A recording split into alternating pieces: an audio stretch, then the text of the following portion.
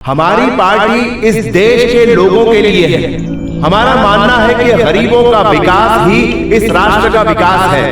केवल गरीबी हटाना ही हमारा लक्ष्य नहीं है, बल्कि हमारा लक्ष्य ये है कि देश के हर गरीब को प्रगति करने का अवसर मिले। देश को आजाद हुए 66 साल हो चुके हैं, लेकिन उसके बाद भी हमारे देश से गरीबी नहीं मिटी है, जो कि बड़े ही दुख की बात है। आज भी हमारे देश के अधिकतर लोग गरीबी में जी रहे हैं। हमारी पार्टी ही एकमात्र ऐसी पार्टी है जो कि गरीबों के भले के लिए सोचती है और उनके विकास के लिए काम करती है। हमने आज तक उनके लिए क्या कुछ नहीं किया है, हमने हमेशा उनका साथ दिया है। हम जानते हैं कि गरीबी क्या है और गरीबी किसी भी इंसान को कितना कमजोर और मजबूर बना देती है। बच्चों, इस दिवाली वेकेशन में आपको एक प्रोजेक्ट करना है। प्रोजेक्ट का टाइटल है इंडिया माई कंट्री। आप इसमें से किसी भी टॉपिक पर प्रोजेक्ट बना सकते हैं। A. The cultural diversity of India. B. Parliament of India. C. The system of governance in India. और D. The pro-poor schemes of India. और मैं चाहती हूँ कि आप सभी लोग अपने प्रोजेक्ट को पिक्चर्स से सपोर्ट करें। आप पिक्चर्स इंटरनेट से भी डाउनलोड कर सकते हैं या फिर न्यूज़पेपर की कटिंग्स भी यूज़ कर सकते हैं। Okay, have a happy and safe Diwali.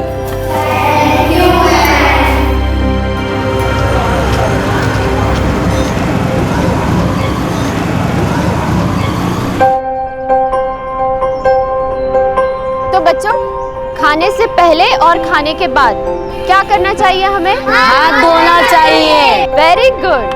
और हमें ऐसा क्यों करना चाहिए?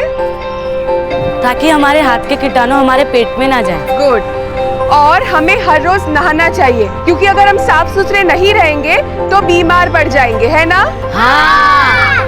तो बच्चों, कल फिर हम यहीं मिलेंगे 4 बजे। आप लोग सब आओगे ना? हाँ। हम जी भर के खेलेंगे और साथ साथ पढ़ाई भी करेंगे, ठीक है? चलो जाओ, भागो।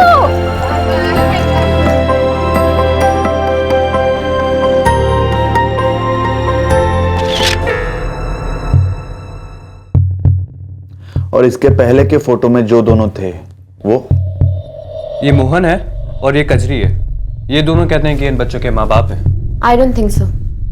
ये लोग भी इसी रैकेट का हिस्सा होंगे। आई थिंक हमें इन बच्चों को अपनी क्लासेस में बुलाना चाहिए और फिर पता करना होगा कि ये लोग कहाँ के और यहाँ कैसे पहुंचे। रवि, क्या तुम्हें लगता है कि मोहन और कजरी को बच्चों को हमारी क्लास में भेजने के लिए हम राजी कर सकते हैं? पता नहीं, शायद कर सकते हैं, लेकिन मुझे ये समझ नहीं आ रहा कि ये सब करने की क्या जरूरत है। हम लोग पुलिस को डायरेक्टली इन्वॉल्व करके पूछताछ क्यों नहीं कर लेते? ऐसे नहीं होता रवि। इन बच्चों को पूरी तरह से ब्रेन वॉश कर दिया जाता है, इसलिए इन लोगों के डर के मारे वो कुछ भी नहीं बोलेंगे। मुझे लगता है कि हमें इन बच्चों से फ्रेंडशिप करनी होगी, इनका विश्वास जीतना होगा। नमिता, तुम कोशिश करो, यू हैव द एक्सपीरियंस, फिर देखते हैं। एक मंदिर के बाहर वाली सड़क पर भीख मांगने वाले बच्चों पर एक एनजीओ की नजर पड़ती है, जिसका मकसद है बेगिंग माफिया की गिरफ्त से ऐसे बच्चों को बचाना, साथ ही उन बच्चों को भी बचाना जो बाल मजदूरी के लिए मजबूर किए जाते हैं। ये बच्चे थे कौन और क्या थी इनकी कहानी?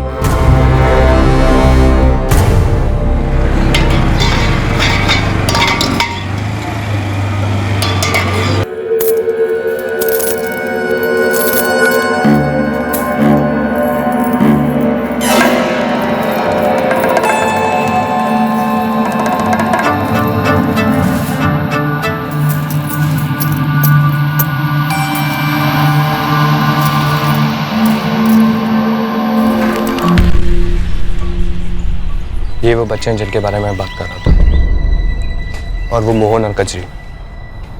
रवि, तुम यहीं रुको, हम चलकर बात करते हैं। ठीक है, चलो काजी।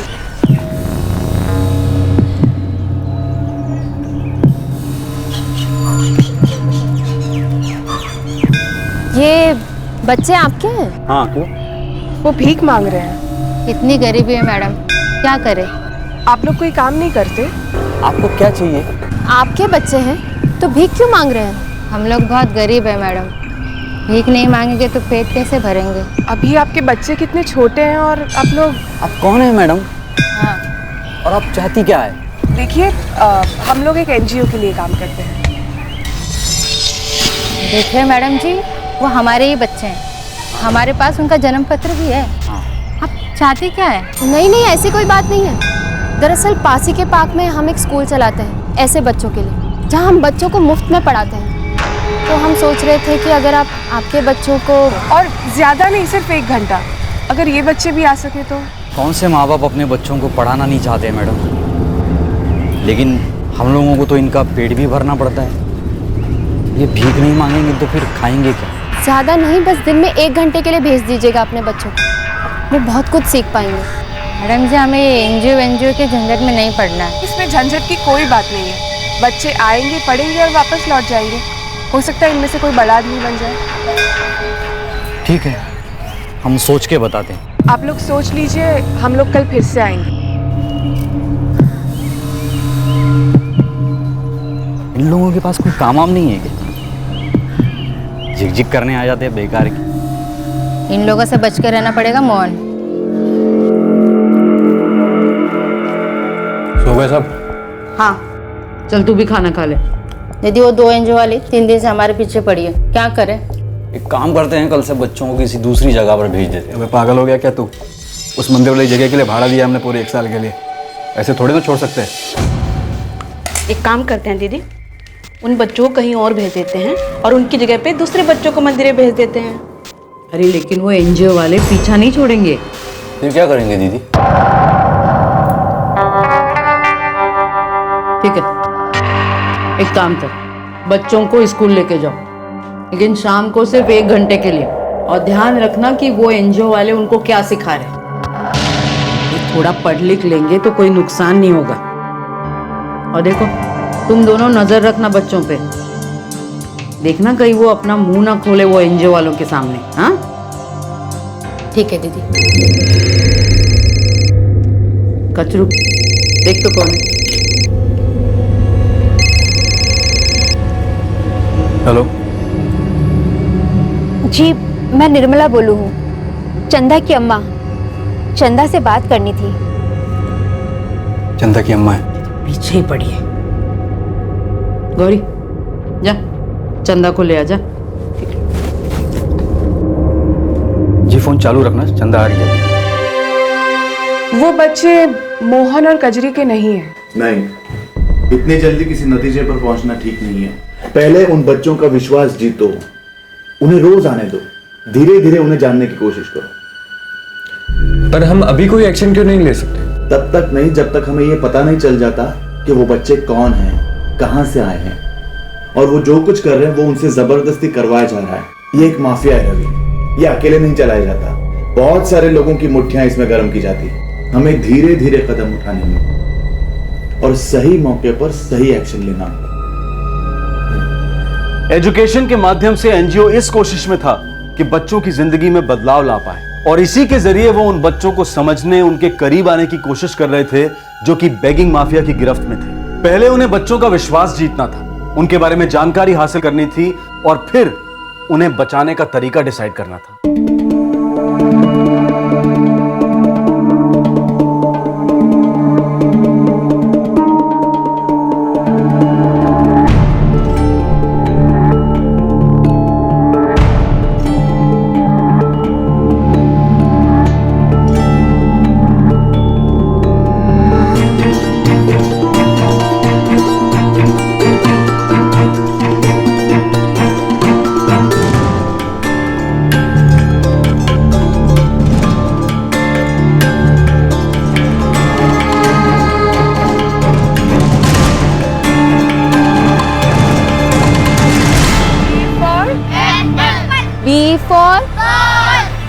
C for इनके पढ़ाई के चक्कर में हम बैठ के पकते हैं। चल थोड़ा घूम के आते हैं। नहीं, याद है ना दुर्गा दीदी ने क्या कहा था? हाँ याद है। हाँ, लेकिन मुझे लगता है हम जा सकते हैं, जा सकते हैं। वैसे भी ये लोग हर रोज वही ए बी।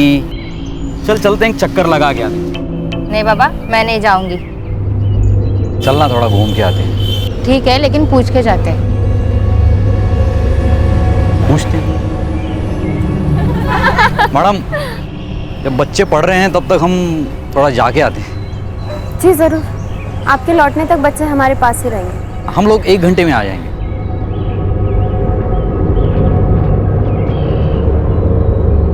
दिन गुजरते गए, मोहन और कजरी को अब एनजीओ के लोगों पर भरोसा होने लगा था। वो बच्चों को छोड़कर टहलने निकल जाते थे।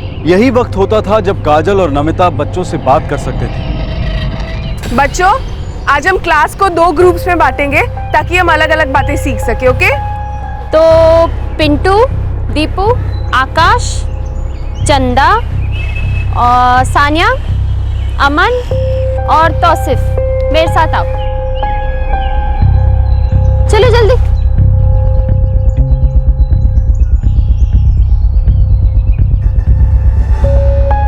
तो बच्चों, मुझे बताओ कि यहाँ आकर सबको कैसा लग रहा है? बहुत अच्छा।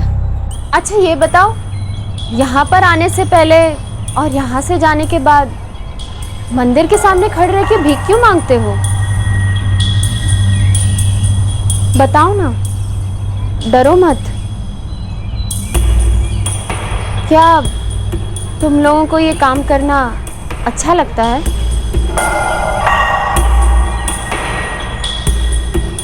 देखो बेटा, हम लोगों को पता है, हम सब तुम्हारी मदद करेंगे। हम जानते हैं कि ये सब जो भी तुम कर रहे हो अपनी मन मर्जी से नहीं कर रहे, बल्कि तुमसे ज़बरदस्ती करवाया जा रहा है। हमें तो ये भी लगता है कि कजरी और मोहन तुम्हारे माँ बाप नहीं हैं। अच्छा ठीक है, कोई बात नहीं, आज नहीं बताना हो तो कोई बात नहीं। लेकिन एक बात समझो, अगर तुम लोगों में से किसी को भी कुछ भी कहना हो तो मुझसे या काजल दी से बात कर सकते हैं, ठीक है? अब चले? चलो। सिर्फ ये एक लड़की है जो अपनी माँ को जानती है। चंदा की अक्सर माँ से बात होती रहती है। तो क्या उसकी माँ ने सब कुछ जानते हुए भी चंदा को यहाँ भेजा है? पता नहीं, बच्चे इतनी डरी हुई है कि कुछ बोलती ही नहीं। वो थोड़ा लंगड़ा कर भी चलती है। मुझे लगता है कि वो कुछ छुपा रही है। उसका पैर बचपन से ऐसा नहीं था। उससे बात करते रहो, हो सकता है वो सच बता दे।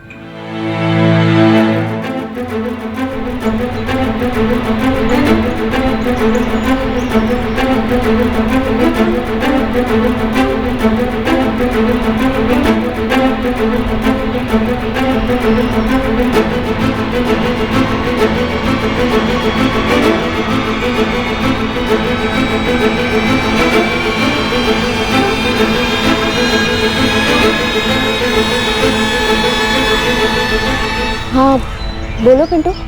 दीदी, चंदा झूठ बोल रही है। उसका पैर बचपन से ऐसा नहीं है। तो फिर?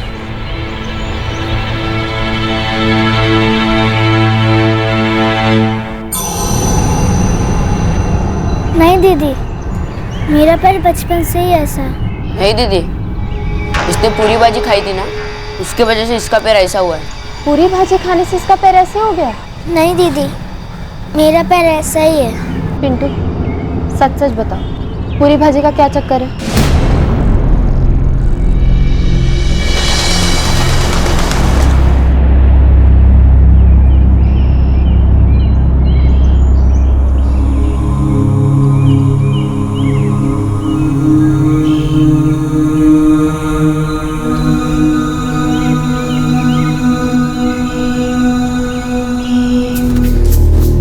दुर्गा दीदी, हाँ? चंदा के पैर की हालत एकदम खराब हो गई है। अच्छा, लोग देखेंगे तो तरस खाएंगे। वो तो ठीक है दीदी, लेकिन किसी डॉक्टर को दिखाते तो अच्छा होता। पैर एकदम नीला पड़ गया है। तू एक काम कर, उसको कुमार साहब के पास लेके जा, उनको पता है क्या करना है। हाँ, जा। उसके पैर की हालत बहुत ज़्यादा खराब है, फ्रैक्चर लगता है, खून भी जम गया है और सूजन भी है। बहुत ज़्यादा मारा है क्या? ये बच्चे प्यार की बोली समझते किधर है डॉक्टर साहब? बताओ क्या करना है? प्लास्टर लगाना है? कम से कम 2 हफ्ते लगेंगे ठीक होने के लिए। उसको कोई दर्द कम करने की गोली दे दो डॉक्टर साहब। दुर्गा दीदी ने ज़्यादा खर्चा करने को मना किया है। ठीक है, कुछ गोलियां लिख देता हूँ दर्द कम करने के लिए, सुबह शाम दे दीजिएगा। दीदी मैं तो कहता हूँ अभी के लिए एक ही गोली दे देते हैं, बाद में देखेंगे। और वैसे भी जितना ज़्यादा दर्द होगा उतना ज़्यादा दया करेंगे लोग, अच्छे पैसे कमाएगी। एक गोली देके मोहन के साथ भेज दे उसे। ले। ठीक है।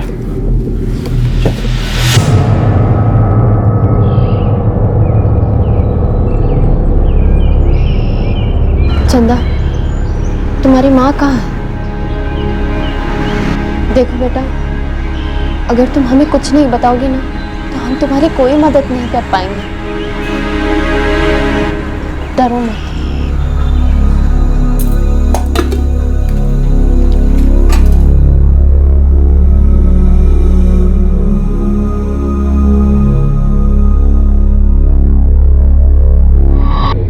वो लड़की डर के मारे कुछ बोल ही नहीं रही है। मुझे लगता है अभी हमें चांस लेकर एक्शन ले लेना चाहिए। उसे किसी सेफ जगह पे ले जाना होगा, तभी वो कुछ बोल पाएगी। लेकिन उससे पहले उससे एक बार और बात करके देख लो। बस हमें ये पता चल जाए कि उसकी माँ कहाँ रहती है।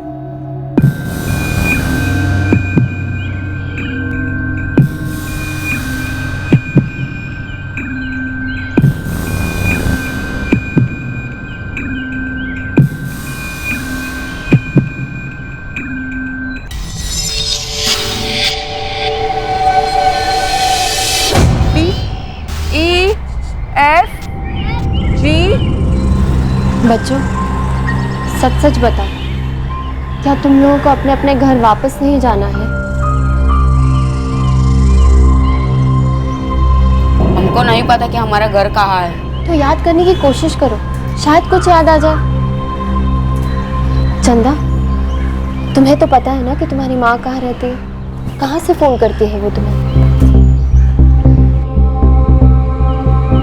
बेटा, अगर तुम हमारी मदद करोगी ना तभी हम पुलिस को बुला पाएंगे।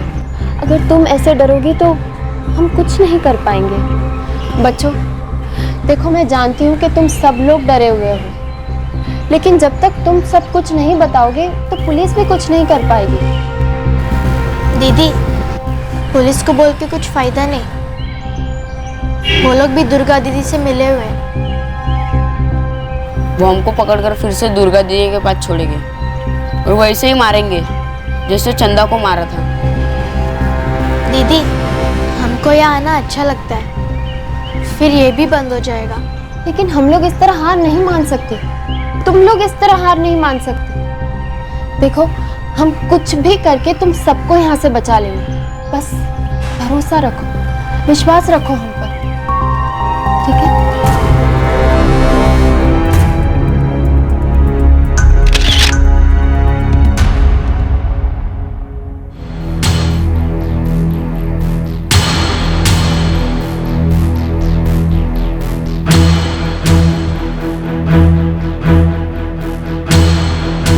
बच्चे कुछ ज्यादा बोल ही नहीं रहे। सब लोग बहुत ही डरे हुए हैं। इनमें से एक लड़की को इतनी बुरी तरह से मारा पीटा गया है कि उसका एक पांव खराब हो चुका है। अब वो लंगड़ा कर चलती है। वो भी इन लोगों के डर से कुछ नहीं कह पा रही। पहले बच्चों को किसी सेफ जगह ले जाना होगा सर, तभी वो कुछ बोल पाएंगे। उनका ये भी कहना है सर कि पुलिस उस औरत से मिली हुई है, दुर्गा, जो इस पूरे रैकेट को चलाती है। हाँ, लेकिन इस रेड में हमें पुलिस की मदद तो लेनी ही पड़ेगी। That's why we need to be careful, sir. Red कहाँ करवानी है और रेड करने का असली मकसद क्या है, ये बात किसी को भी पता नहीं चलनी चाहिए।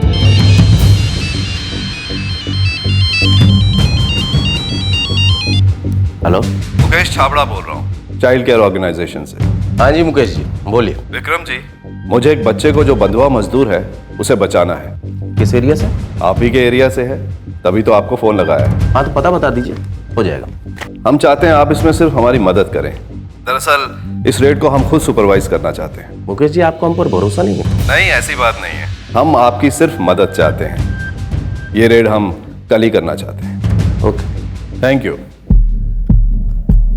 मेरा सजेशन ये है कि पहले हमें मंदिर के पास से उन बच्चों को बचा लेना चाहिए, उसके बाद उस जगह पर रेड करनी चाहिए जहां पर इन्हें रखा गया है। आई थिंक ये ठीक रहेगा सर। वैसे भी वो जगह भीड़ भाड़ वाले इलाके में, अगर टीम पहले वहां पहुंची तो वो लोग अलर्ट हो जाएंगे। राइट। आप लोग उन बच्चों से मिले तो इस बात का जिक्र मत कीजिएगा। Okay sir.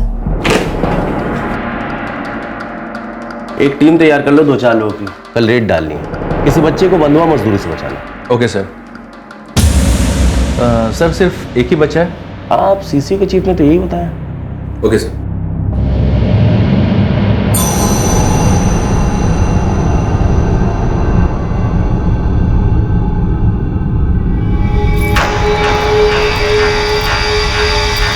मोहन, गजरी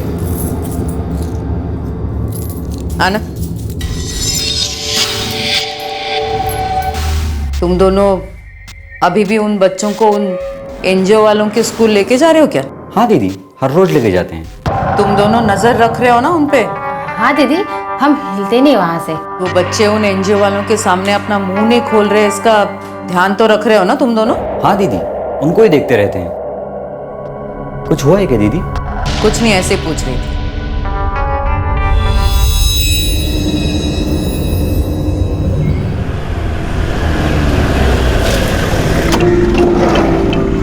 चलो बच्चा उधर जाओ।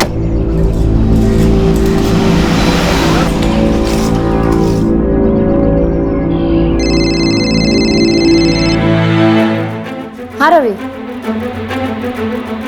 देखिए अब तो बता दीजिए कि रेड आखिर हमें करनी कहाँ है? सर ये केस बहुत सेंसिटिव है, अभी कुछ नहीं बता सकते। पर रेड डालने के लिए हमारे लिए ये जानना जरूरी है कि कितने आदमी की टीम लगेगी। करीब 10-15 लोग तो लगेंगे। 10 से 15 लोग सिर्फ एक बच्चे को बचाने के लिए? हम अब चल सकते हैं। चलिए सर, जल्दी कीजिए। देखिए इतनी जल्दी इतनी बड़ी टीम को बुला पाना मुश्किल होगा, मुझे एक ऑफिशियल ऑर्डर भेजना पड़ेगा। तो अभी जितने लोग हैं उनके साथ चलते हैं, तब तक आप अपनी एडिशनल टीम को रेडी रहने के लिए कहिए। चलिए sir, we don't have time.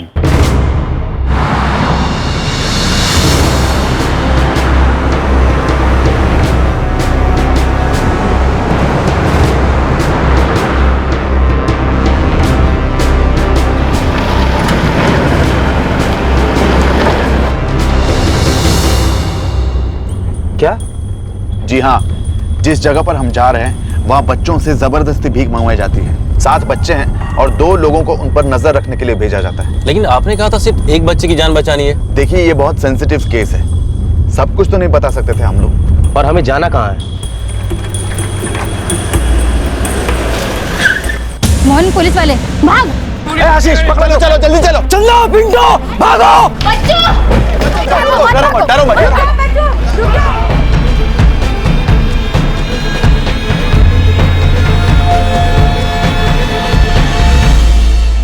Inspector, एक और जगह रेड करनी है। अब और कहीं रेड नहीं होगी जब तक आप हमें ये नहीं बताते कि रेड कहाँ और क्यों मारनी है। देखिए हमारे पास बहस करने का टाइम नहीं है। क्या आपकी दूसरी टीम रेडी है? हमें इन बच्चों को पुलिस स्टेशन भेजना है और फिर आगे निकल जाना है।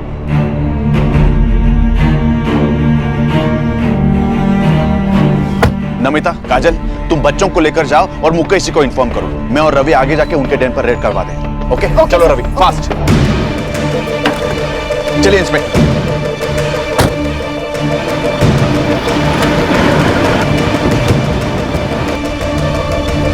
दूसरी टीम तैयार है, पर उसे भेजूं कहाँ? अब तो आपको लोकेशन बतानी पड़ेगी। गुलमोहर चौक, नयन मेंशन।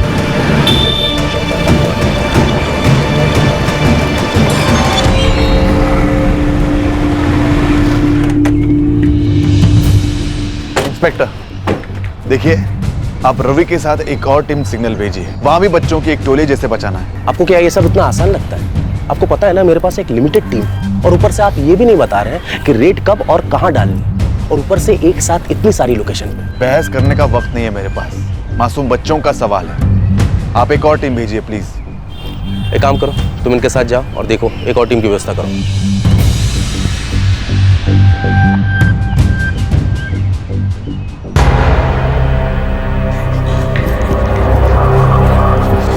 दीदी, पुलिस की रेड पड़ी है। तू मोहन और नथु को जल्दी से फोन कर, और तू कचरू के साथ पीछे के रास्ते से भाग जा। जा। ठीक है दी।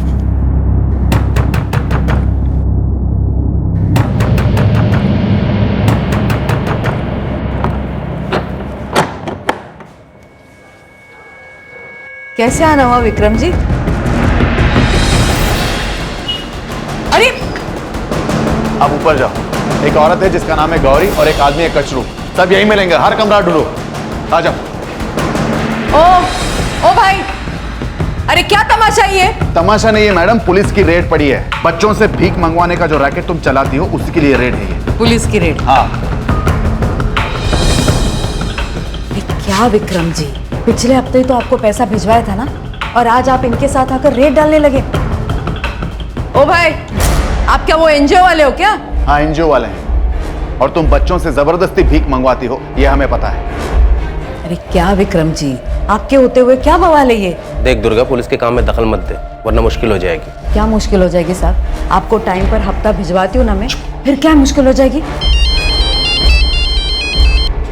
हेलो दीदी हम लोग थाने में हैं दीदी। पुलिस ने छापा मार दिया मंदिर के बाहर। ठीक है, तुम लोग उधर ही रुको, मैं करती हूँ कुछ। ये वो एनजीओ वालों का ही काम है ना जो स्कूल चलाते? जी दीदी, उनका ही काम है। मैं करती हूँ कुछ। साहब अंदर तो कोई भी नहीं मिला। काम करो, उधर देखो। अरे कोई नहीं मिलेगा। क्या साहब, आपने कजरी मोहन और मेरे बच्चों को अंदर करवा दिया? दुर्गा, बेहतर होगा अगर तुम भी हमारे साथ चलो। क्यों? मैं क्यों चलूं? आपको टाइम पे हफ्ता भेजती हूँ ना मैं, फिर मैं क्यों चलूं? इंस्पेक्टर, आपको इसे अभी अरेस्ट करना पड़ेगा। मैं कंप्लेनेंट हूँ। तो दुर्गा, अभी नौटंकी मत कर, चुपचाप हमारे साथ चल प्लीज। अभी कोई तमाशा मत कर। इसको गाड़ी में उठाओ, आइए। जुवेनाइल और ह्यूमन ट्रैफिकिंग के खिलाफ इतने सारे कानून होने के बावजूद भी दुर्गा जैसे लोग अपना गैर कानूनी काम कैसे कर पाते हैं? क्या ये कानून कमजोर है या फिर वो लोग जिन्हें इन कानूनों पर अमल करने के लिए रखा गया है वो लोग ही अपना काम ठीक तरह से नहीं कर रहे हैं? या फिर ऐसा है कि उनके लिए ये सारी प्रॉब्लम्स कोई मायने नहीं रखती है?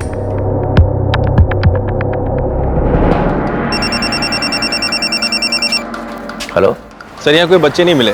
ठीक है, तो तुम लोग वापस आ जाओ। ओके सर, मुझे वापस जाना होगा। सर वो लोग हमेशा यही भीख मांगते हैं, किसी ने अलर्ट कर दिया होगा उन्हें। अगर किसी ने अलर्ट किया होगा तो वो इतनी जल्दी वापस नहीं आएंगे, हम फिर के भी आते हैं।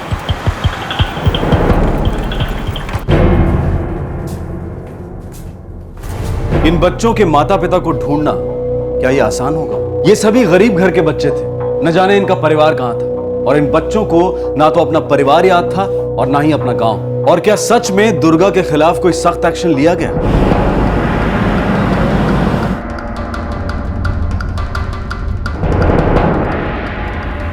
अच्छा हुआ दीदी आपको जमानत मिल गई, अब तो आप पुलिस को संभाल लोगी। पर वो बच्चे अभी भी सीसी वालों के पास में ही हैं। अभी तो मैं बाहर निकली हूँ ना कचरू, तू चिंता मत कर, वो मैं देख लूंगी सब। तब तक तू दूसरी टोली संभाल। उन बच्चों को कैसे वापस लाना है ना, इसका इंतजाम करती हूँ मैं।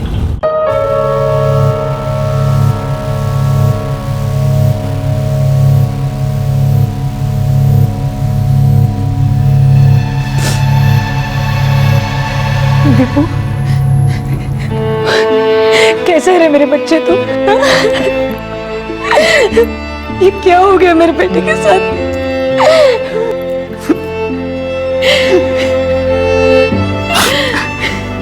साहब मेरे तो समझ में नहीं आ रहा कि मैं कैसे आपका शुक्रिया अदा करूं। आपने मेरे बच्चे को बचा लिया। मुझे तो इन सब के बारे में कुछ पता भी नहीं था। मैंने कभी नहीं सोचा था कि दुर्गा ऐसे करेगी। 5 साल पहले वो दुर्गा आई थी और दीपू को अपने साथ लेके गई। बोला था कि इसे किसी बड़े स्कूल में पढ़ाऊंगी। देखिए ना साहब क्या हालत कर दी हमारे बच्चे। हाँ साहब। देखिए, बच्चा सौंपने से पहले हमें कुछ कागजात तैयार करने होंगे। आप तब तक वेट कीजिए।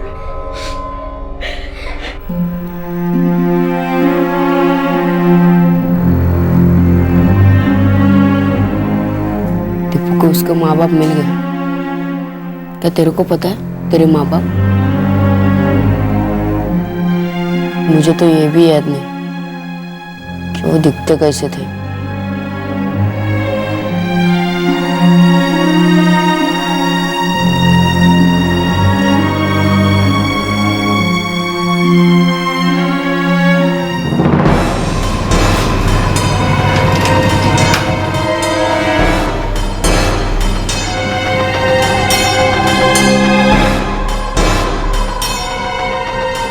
सब फर्जी है। मैंने राजस्थान के उस गांव में चेक किया है, वहां रजनी और मुझे नाम का कोई नहीं है। और हमने दीपू को उन दोनों को ये समझ के सौंप दिया कि वो उसके असली माँ बाप हैं। हो सकता है कि दुर्गा के ही आदमियों ने फर्जी माँ बाप खड़े किए हों। वैसे भी वो जमानत पर बाहर है। वो पूरी कोशिश कर रही होंगी कि बच्चे उसके पास वापस लौट जाए। अब मैं सीसीओ अच्छा काम कर रही है, पर हमें बच्चों को किसी को भी सौंपने से पहले सावधानी बरतनी होगी। वी मस्ट इंश्योर कि बच्चे अपने सही माँ बाप के पास ही भेजे जाए। उनके रिहैबिलिटेशन का इंतजाम करवाना पड़ेगा, वरना अगर ऐसे फर्जी लोगों के हाथों भेज दिया तो वो लोग भीख मांगने की जगह बदल देंगे और वही बच्चे फिर से भीख मांगते हुए नजर आएंगे, वो भी इससे भी बदतर हालत। मैं तुम्हारी चिंता समझ सकता हूँ और तुम अपनी जगह सही भी हो, लेकिन घबराओ नहीं। बच्चों को सौंपने की कार्यवाही में हम भी पूरी सावधानी बरत रहे हैं। मुकेश जी, मैं समझ सकता हूँ, और मुझे आपके काम पर पूरा भरोसा है, पर मैं ये नहीं चाहता कि बच्चे फिर से किसी गलत हाथ में सौंपे जाए, जो कि अक्सर ऐसे केसेस में होता है। तो उसके लिए तुम क्या सजेस्ट करते हो? मैं और मेरी टीम इस सब में आपकी मदद करना चाहते हैं सर। कैसे? हम इन बच्चों के असली माँ बाप का पता लगाने में और इस बात की जांच करने में आपकी मदद करेंगे, ताकि पूरी चेकिंग के बाद ही ये बच्चे उनके माँ बाप को सौंपे जाए। ठीक है, थैंक यू सर।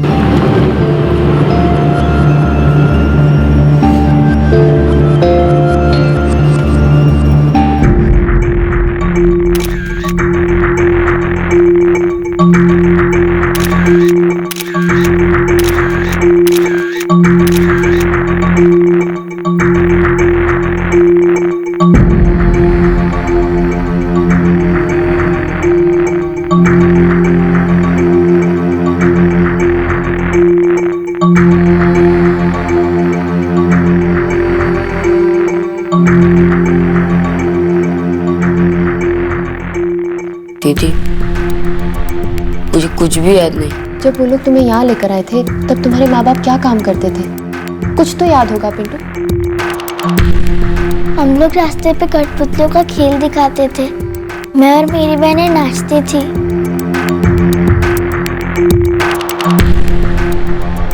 हम लोग सड़क पे मिट्टी के बर्तन बेचते थे। Very good Pintu, very good. जगह कौन सी थी? नाम याद है गांव का?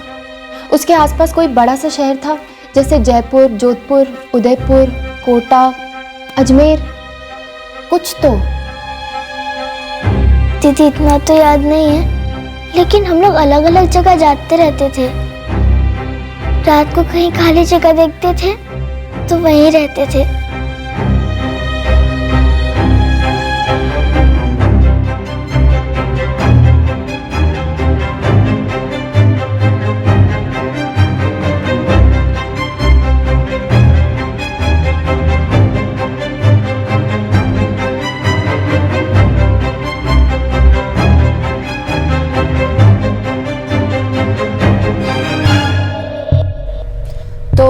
कहाँ से शुरुआत करें? हर उस जगह से जहां हम किसी को जानते हैं, हर उस आदमी की हम मदद लेंगे जिसे हम जानते हैं। उन बच्चों को कुछ थोड़ा बहुत याद है, वो गांव जहां वो आखिरी बार उनके माँ बाप के साथ रहे थे, वहीं से शुरुआत करते हैं और पता करते हैं कि उनके माँ बाप कौन हैं और कहाँ हैं। हाँ, वैसे भी एक बात हमारे लिए आसान है, सभी बच्चे राजस्थान से ही हैं।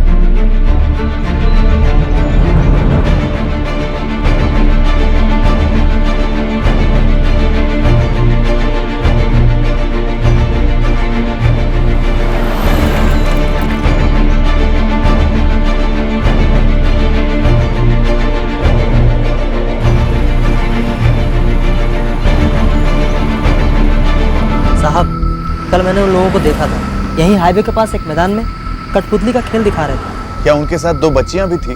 करीब 8 या 9 साल की।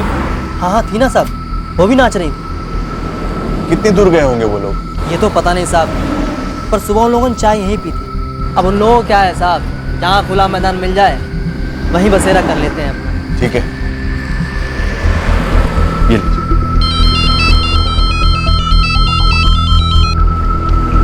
हाँ नमिता, कुछ पता चला? हाँ अमित, 2 बच्चे हैं, ध्रुव और रितेश। लगता है इनके परिवार का पता चल गया है। 95% तो वही है, लेकिन कंफर्मेशन कल मिल जाएगी। और काजल को कोई मिला? हाँ, पिंटू के परिवार का पता चल गया है उसे, यहीं बरमेर के आसपास ही है। ग्रेट, लगता है हमें भी चंदा के माँ बाप का पता चल गया है और हम लोग कंफर्मेशन के लिए उनके पास ही जा रहे हैं। Wow, that's great. Good news Amit, all the best. Thank you. चलो आसपास ही देखते हैं। ज्यादा दूर नहीं गए होंगे तो मिल ही जाएंगे। चलो लेट्स गो।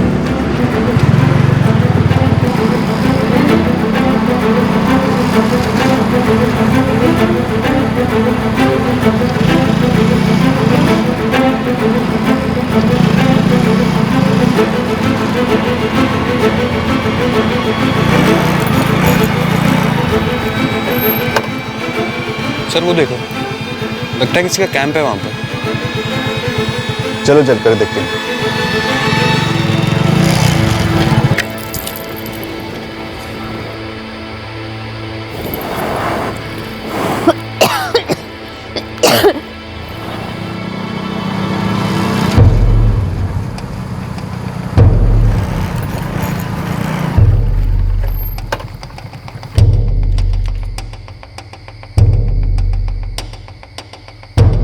क्या आप लोग कठपुतलियों का खेल दिखाते हो?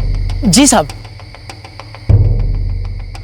क्या ये आपके बच्चे हैं? हाँ साहब। क्या हुआ? क्या इनके अलावा और भी कोई बच्चा है? हाँ साहब, एक बेटी है, वो इन दोनों से बड़ी है। वो कहाँ है? जी वो कलकत्ता में है, पढ़ रही है। वो कलकत्ता कैसे गई? कहाँ ही बात है, कौन है आप? क्या आपकी बेटी का नाम चंदा है? हाँ, पर आपको कैसे पता? क्या उसे दुर्गा नाम की कोई औरत लेकर गई थी? हाँ, पर आप बताते क्यों नहीं? क्या हुआ है? बहुत कोशिशों के बाद अमित और उनकी टीम चंदा और उसके सभी दोस्तों के माता पिता को ढूंढने में कामयाब हुई। सभी बच्चों के माता पिता को बहुत बड़ा धक्का लगा जब उन्हें यह पता चला कि उनके बच्चे किसी अच्छे स्कूल में नहीं पढ़ रहे थे, बल्कि सड़कों पर भीख मांग रहे थे।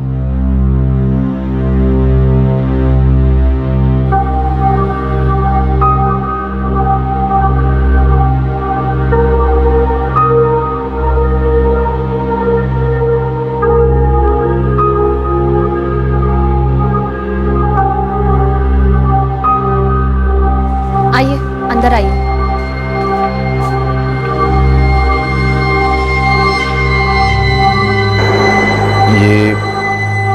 ये चंदा के पेरेंट्स हैं। देखिए, आपको चंदा को सौंपने से पहले हमें आपकी पूरी जानकारी चाहिए होगी। हम बहुत गरीब है मैडम जी। वो दुर्गा हमारे पास आई थी, उसने कहा था कि वो गरीब बच्चों के वास्ते स्कूल चलावे हैं और वो चंदा को अपने साथ ले जाकर पढ़ा लिखा कर हमारे पास भेजेगी।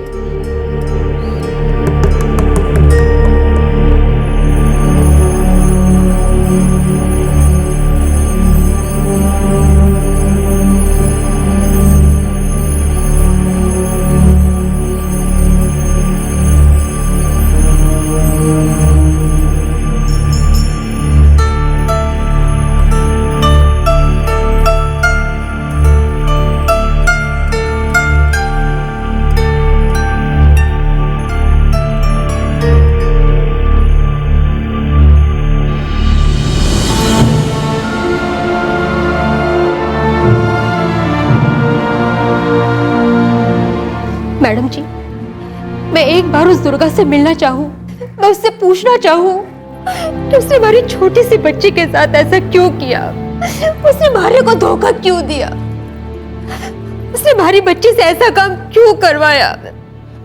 वो भी तो एक औरत जात है ना, क्या उसको बिल्कुल भी दया नहीं आई?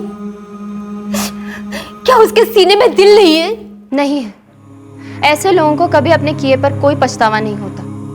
क्या फायदा उससे मिलकर? वो अभी जमानत पर बाहर है, लेकिन आप चिंता मत कीजिए, हम अपनी पूरी कोशिश करेंगे कि उसे कड़ी से कड़ी सजा हो। ऐसे लोग अपने काम में बहुत माहिर होते हैं, बच्चों से भीख मंगवाते हैं और अपनी जेबें भरते हैं। आप चंदा को लेकर वापस लौट जाइए। चंदा की मदद करने के लिए हम वो सब करेंगे जो हम कर सकते हैं, ताकि इसे एक नई जिंदगी मिल सके और इसके मन पर लगे घाव मिट सके।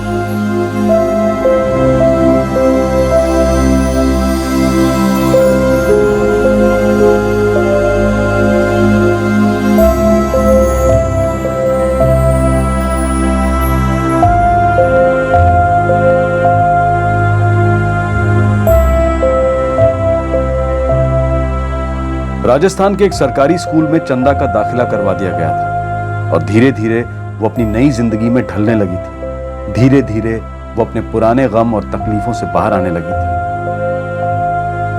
इसी तरह ज्यादातर बच्चे अपने अपने माँ बाप और परिवार के साथ जीने लगे।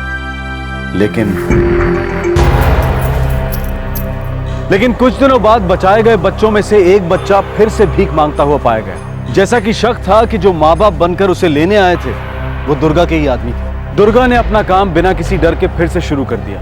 अमित और उसके एनजीओ की पूरी टीम तमाम मुश्किलों के बावजूद भी बच्चों को बचाने का अपना काम अब भी जारी रखे हुए है। चाहे वो जबरन बाल मजदूरी में फंसे बच्चे हों या भीख मांगने के रैकेट में फंसे बच्चे, उनकी कोशिश जारी है कि ऐसे बच्चों को नई जिंदगी मिले। शायद दर्शकों को यह देखकर धक्का लगे कि कोई बच्चों के साथ इतना निर्दयी कैसे हो सकता है, लेकिन सच तो यह है कि ऐसे लोग हमारे आसपास ही हैं और उन्हें ना तो अपने किए पर कोई पछतावा है और ना ही बच्चों को लेकर जरा सी भी संवेदनशीलता। बात सिर्फ बेगिंग माफिया तक ही सीमित नहीं है।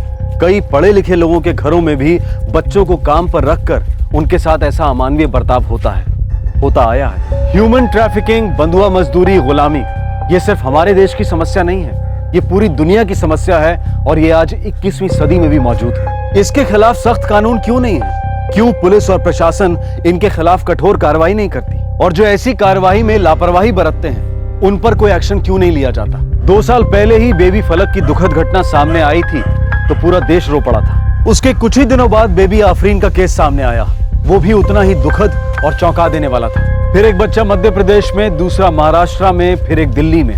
ऐसे हर केस ने हमें प्रभावित किया, आंदोलित किया, लेकिन फिर भी ऐसे केसेस का कोई अंत नहीं है। निर्भया केस के बाद अपॉइंट की गई जस्टिस वर्मा कमीशन ने रेप लॉज पर सख्त कानून बनाने की सिफारिश की। साथ ही ये भी सिफारिश की कि ह्यूमन ट्रैफिकिंग और बच्चों से संबंधित जुर्मों के खिलाफ भी सख्त कानून बनाए जाएं। और कितने बच्चे ऐसे ही अपनी जिंदगी गंवाएंगे और कितने बच्चे ऐसे ही अपने सपनों को अपाहिज होता देखेंगे? और ऐसे कितने केसेस होने बाकी हैं कि जिसके बाद प्रशासन इस माफिया के खिलाफ सख्त कदम उठाएगा? आपसे फिर मुलाकात होगी क्राइम पेट्रोल दस्तक में एक और नए केस के साथ। तब तक अपना ख्याल रखें, सुरक्षित रहें और याद रखें, कहने को तो हम सब कहते हैं कि बच्चे भगवान का रूप होते हैं, पर क्या अपने भगवान के साथ हम ऐसा बर्ताव करते हैं? सोचिएगा जरूर। जय। इस तरह के और भी एपिसोड देखने के लिए हमारे चैनल को सब्सक्राइब करें और बेल आइकन दबाना ना भूलें।